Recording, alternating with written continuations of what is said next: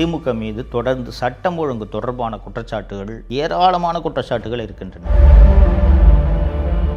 எதிர்க்கட்சிகள் எல்லாமே திமுக ஆட்சியில் நடந்த அந்த கொலைகள், சட்டம் ஒழுங்கு சம்பவங்கள் பற்றிலாம் நிறைய பேசியிருக்காங்க. நான் இன்னைக்கு உங்ககிட்ட பேசலான்னு நான் நினைக்கிறது,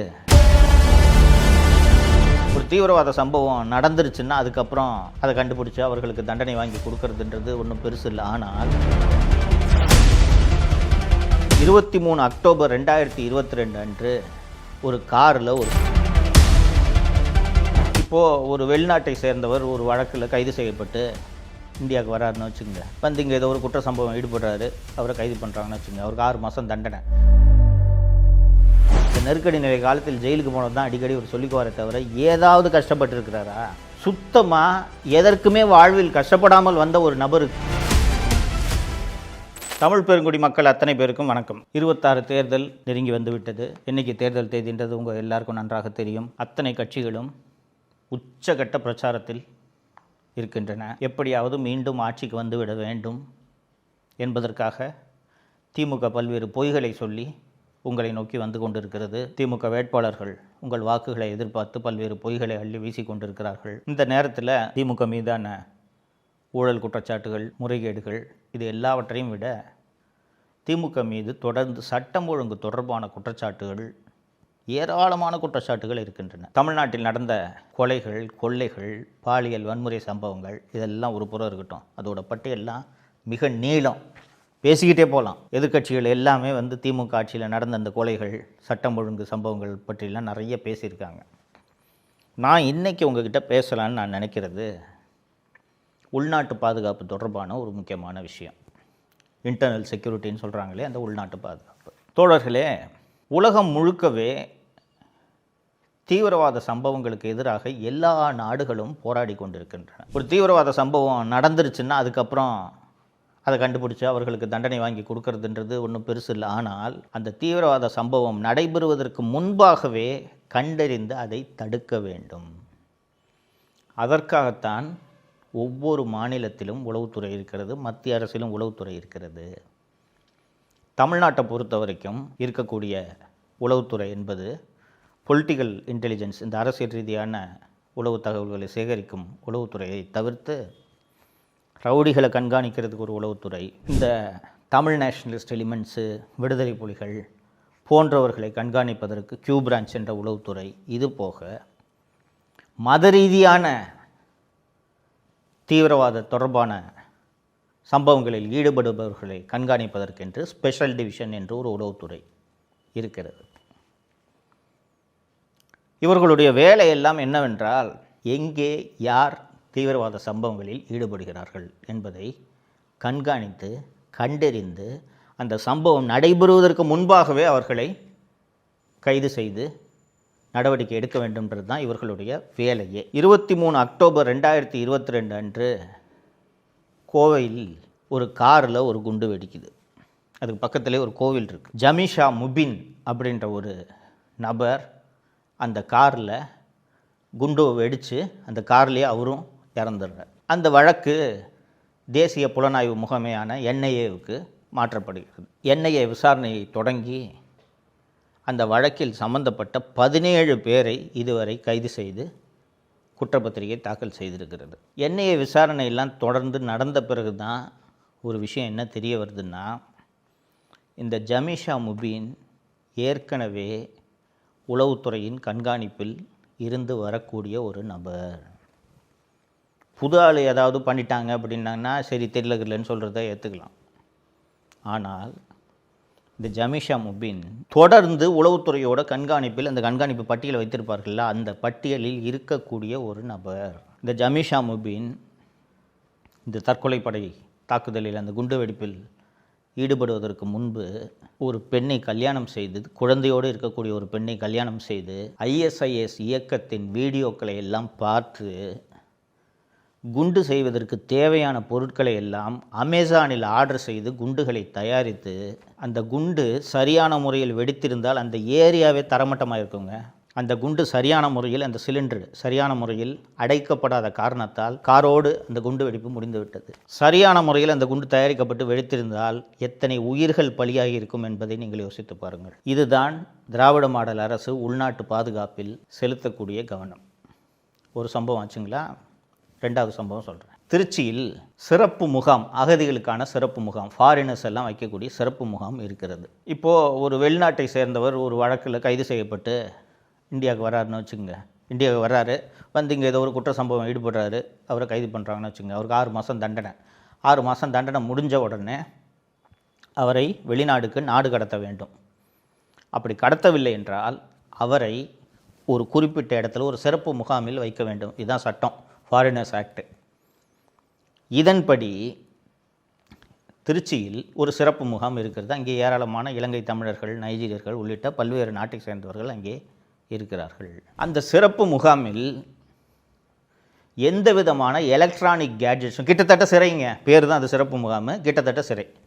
எந்த விதமான எலக்ட்ரானிக் கேட்ஜெட்ஸ்னால் லேப்டாப்பு, செல்ஃபோனு, இது எதுவுமே அங்கே இருக்கக்கூடாது என்பது தான் சட்டம். தமிழக அரசின் பொதுத்துறை சில ஆண்டுகளுக்கு முன்பே இந்த அரசாணையை வெளியிட்டு விட்டது. ரைட்டுங்களா?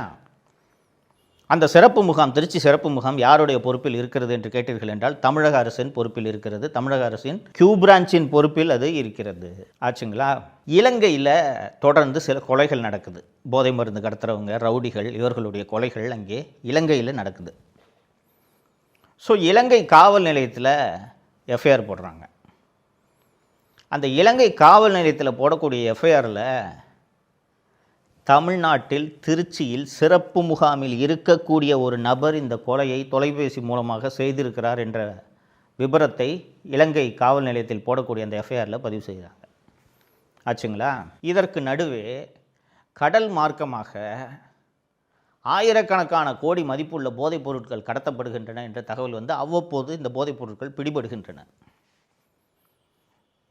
20 ஜூலை 2022 அன்று என்ஐஏ திடீரென்று அதிகாலை போய் இந்த திருச்சி சிறப்பு முகாமில் சோதனைகளை நடத்துகிறது. தமிழ்நாடு அரசுக்கு சொல்லவே இல்லை. நேரடியாக இந்த சிறப்பு முகாமில் போய் சோதனைகளை நடத்துகிறார்கள். இந்த சோதனையெல்லாம் நடத்தி முடிக்கும்போது நூற்றுக்கணக்கான சிம் கார்டுகள், 70 செல்ஃபோன்கள், லேப்டாப்புகள் உள்ளிட்டவை பறிமுதல் செய்யப்படுகின்றன. அங்கே உட்கார்ந்துக்கிட்டு இந்த ஃபோனை எல்லாம் யூஸ் பண்ணி சர்வதேச அளவில் போதை மருந்து கடத்தலில் அங்கே இந்த முகாமில் உள்ளவர்கள் ஈடுபடுகிறார்கள் என்பதை என்ஐஏ கண்டறிந்து குணசேகரன், பூக்குட்டி கண்ணன், கொட்டகாமினி, ஸ்டாலின் கென்னடி, தனுகா ரோஷன், காமேஷ், திலீபன் உள்ளிட்டோரை கைது செய்து அவர்கள் அத்தனை பேரும் இன்னும் சிறையில் இருக்கிறார்கள் என்ஐஏ வழக்கில். தமிழ்நாட்டுக்குள்ளே இருக்கிற ஒரு கேம்ப்பு, தமிழ்நாடு அரசோட கட்டுப்பாட்டில் இருக்கிற ஒரு கேம்ப்பு, அங்கே உள்ள ஃபோனு கூட யூஸ் பண்ணக்கூடாதுன்னு அரசாணை இருக்குது. ஆனால் ஒரு மத்திய அரசு ஏஜென்சி வந்து சோதனையை நடத்தி 70 செல்ஃபோனு, நூற்றுக்கணக்கான சிம் கார்டுகளை கண்டுபிடிக்கிறார்கள் என்றால் எந்த அளவுக்கு தமிழ்நாடு அரசோட காவல்துறை செயல்படுகிறது என்பது தெரிகிறதா? அந்த ஏற்கனவே ஒரு கோவை குண்டுவெடிப்பு பற்றி சொன்னேன்ல, என்ஐஏ வந்து அந்த புலனாய்வை டேக் ஓவர் பண்ணுறதுக்கு முன்னாடி டிஜிபியாக இருந்த சைலேந்திர பாபு என்ன உருட்டினார் தெரியுமா? அது குண்டு வெடிப்பு கிடையாதுங்க, தீவிரவாத சம்பவம் கிடையாதுங்க, சிலிண்டர் வெடிச்சிருச்சுங்க, கேஸ் சிலிண்டர், வீட்டுக்கு யூஸ் பண்ணுவாங்களே கேஸ் சிலிண்டர், அது வெடிச்சிருச்சுங்க என்று பச்சை பொய்யை சொன்னார். இந்த கோவை குண்டு வெடிப்பு சொன்னேன்ல, இந்த கோவை குண்டு வெடிப்புக்கு பிறகு தீவிரவாத தடுப்பு பிரிவு என்று ஒரு ஆன்டி டெரரிசம் ஸ்குவாட் என்று ஒரு தனி பிரிவையே உருவாக்குகிறார்கள். ஏன்னா அப்போ தான் முடிச்சுக்கிறாங்க தமிழ்நாடு அரசு. ஐயோ என்னடா இது, ஏற்கனவே ஸ்பெஷல் டிவிஷன் என்று இதற்கென்றே ஒரு பிரிவு இருக்கிறது என்று சொன்னேன். அந்த பிரிவு எப்படி இதை தடுக்காமல் தவறியது என்று அதற்கு அங்கே பணியாற்றக்கூடிய அதிகாரிகள் மீது கடுமையான நடவடிக்கை எடுக்கப்பட்டிருக்க வேண்டும். ஆனால் எடுக்கலை. அதனால தான் ஒரு பொம்மை முதல்வர் எடுக்கலை. ஆச்சுங்களா? அப்போது அதற்கு பிறகு ஆன்டி டெரரிசம் ஸ்குவாடுன்னு ஒரு டீமு, ஒரு விங்கு, ஒரு ஐஜி தலைமையில் ஒரு விங்கு உருவாக்கப்படுகிறது. அவர்களுடைய வேலை இதுபோல் இந்த தீவிரவாதத்தில் ஈடுபடக்கூடிய இஸ்லாமிய இயக்கங்கள் அல்லது இஸ்லாமிய அடிப்படைவாதிகளை கண்காணித்து அவர்கள் மீது நடவடிக்கை எடுக்க வேண்டும் என்பது தான் இந்த ஆன்டி டெரரிசம் ஸ்குவாடோட வேலை. தோழர்களே, 21 பிப்ரவரி 2026 அன்று டெல்லி காவல்துறை தமிழகம் வருகிறது. வந்து திருப்பூரில் இங்கே இந்திய ஆதார் கார்டு, பேன் கார்டு எல்லாவற்றையும் வாங்கி இந்தியாவை சேர்ந்தவர்கள் போல் பணியாற்றி கொண்டிருக்கக்கூடிய 6 பங்களாதேஷிகளை டெல்லி காவல்துறை கைது செய்கிறது. 21 பிப்ரவரி 2026 அன்று இந்த கைது நடக்கிறது. டெல்லி காவல்துறை இங்கே வந்து கைது செய்துன்னா தமிழ்நாடு போலீஸ் என்னங்க பண்ணிக்கிட்டு இருந்துச்சு? உள்நாட்டு பாதுகாப்பில் ஒரு அரசு கவனம் செலுத்தவில்லை என்றால் எத்தகைய மோசமான சம்பவங்கள் வேண்டுமானாலும் நடைபெறும். 2011 முதல் 2021 வரையிலான அண்ணா திராவிட முன்னேற்ற கழக ஆட்சியில் இந்த கோவையில் நடந்த சிலிண்டர் வெடிப்பு சம்பவம் போல, குண்டு வெடிப்பு சம்பவம் போல ஒரு சம்பவம் கூட நடைபெறவில்லை என்பது மிக மிக கவனத்தில் கொள்ள வேண்டிய ஒரு விஷயம். என்ன காரணம் என்றால், அதிமுக ஆட்சியில் இது போன்ற விவகாரங்களில் எந்த விதமான சமரசமும் செய்து கொள்ள மாட்டார்கள். உளவுத்துறையை செல்வி ஜெயலலிதாவும் சரி, திரு எடப்பாடி பழனிசாமியும் சரி, அந்த அளவுக்கு தீவிரமாக கண்காணிப்பில் வைத்திருந்து இது போல் ஒரே ஒரு சம்பவம் கூட நடைபெறாமல் பார்த்து கொண்டார்கள். ஒரு சம்பவம் நடந்துச்சுன்னா பல தலைகள் உருண்டிருக்கும். அதிகாரிகள் பணி இடைநீக்கம் செய்யப்பட்டிருப்பார்கள். அதிகாரிகள் மீது கடுமையான நடவடிக்கை எடுப்பார்கள். அந்த அச்சம் அதிகாரிகளுக்கு இருந்தது.